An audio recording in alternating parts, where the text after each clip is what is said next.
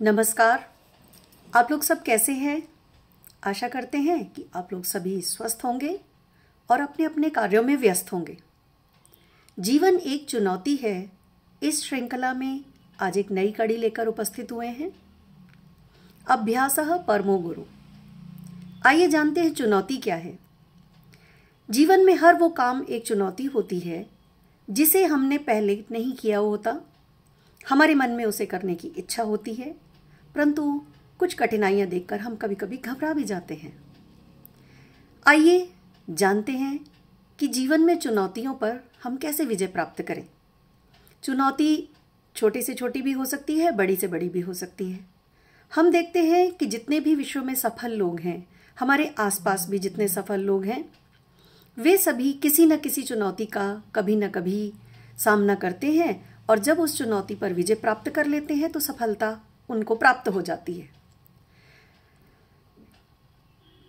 किसी भी कार्य को करने के लिए जब हम मन में सोचते हैं तो हम उसी के अनुसार, सबसे पहला होता है विचार। जब हम उसको सोच लेते हैं कि हमें ये कार्य करना है, उसी के अनुसार हम अपनी व्यवस्था बनाते हैं।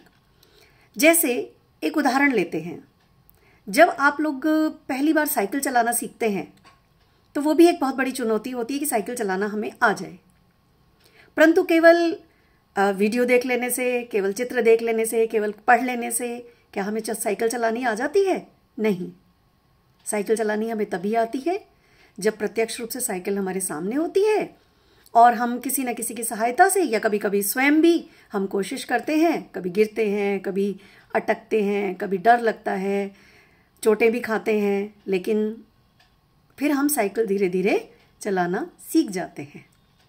और हम जितनी छोटी आयु में साइकिल चलाना सीखते हैं तो उतनी ही जल्दी हम लोग हमारे मन में भय नहीं होता। दूसरों को देखा देखी, जब हमारे मित्र, हमारे भाई बहन, हमारे साथी सभी साइकिल चलाना सीखते हैं तो हमें भी जोश आता है कि हम भी इस साइकिल को चलाना सीख जाएंगे। यही नियम जीवन के हर कार्य में लागू होता है कि जिन चीज़ों से हमें डर लगता है लेकिन इच्छा भी है सीखने की, तो उन कार्यों को हम एक चुनौती की तरह लें, परंतु उसमें आने वाली बाधाओं को भी हमें पता होना चाहिए कि ये हमारे साथ में बाधाएं आ सकती हैं। कई बार हमें अनुमान होता है, परंतु कई बार हमें अनुमान नहीं भी होता, लेकिन उसके लिए हमें तैयार रहना पड़ता है। मन में जो हमारे विचार है, जो मन में इच्छा है, विचार शक्ति, इच्छा शक्ति बहुत दृढ़ होनी चाहिए। और फिर आती है कार्यविधि कि उस कार्य को कैसे किया जाए। उसका भी हमें थोड़ा बहुत ज्ञान ज़रूर होना चाहिए, अन्यथा हमारे जो प्रयत्न हैं वो सभी व्यर्थ हो जाएंगे। क्रियाविधि जानने से हमारे प्रयत्न एक निश्चित दिशा की ओर बढ़ते हैं। फिर बात आती है कि किसी भी कार्य को जब हम पहली बार करते हैं तो हो सकता है वो कार्य में हमें सफलता मिले अथवा नहीं भी मिल सकती है। निराश नहीं होना है, लगातार उस कार्य को करते रहना है। जब हम एक बार, दो बार, तीन बार करते हैं और मन में जोश को बनाए रखते हैं, उमंग को बनाए रखते हैं, तो वो कार्य धीरे धीरे हमें उसमें सफलता प्राप्त होनी शुरू हो जाती है। यह बात परीक्षा की दृष्टि से भी हमारे लिए जानना ज़रूरी है। और कोई भी काम, जैसे मैंने बताया, एक छोटी सी साइकिल चलाने से लेकर कार चलाने तक हो सकता है। कोई और कुछ लोग देखिए कितने बड़े बड़े पर्वतों को पर चढ़ जाते हैं, तैर कर नदियाँ पार कर लेते हैं, तैर कर समुद्र पार कर लेते हैं। वो भी तो इसी जगत का हिस्सा हैं। तो ऐसे लोगों में क्या ऐसी मन में शक्ति होती है कि वो इतने बड़े बड़े काम कर जाते हैं। कई बार हम सुनते हैं कि किसी भी एक व्यक्ति ने एक बंजर ज़मीन को एक बहुत बड़े जंगल में तब्दील कर दिया। आसान नहीं है, उसके लिए बहुत धैर्य की ज़रूरत है, लगातार प्रयास की ज़रूरत है।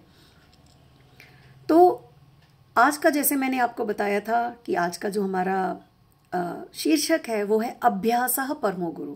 किसी भी कार्य को हम यदि सही क्रियाविधि से और एक निश्चित दिशा की ओर अपने प्रयासों को करते हुए लगातार उस अभ्यास को बनाए रखते हैं, करते रहते हैं, तो निश्चित रूप से हमें सफलता मिलती है और फिर हम उसके विशेषज्ञ हो जाते हैं।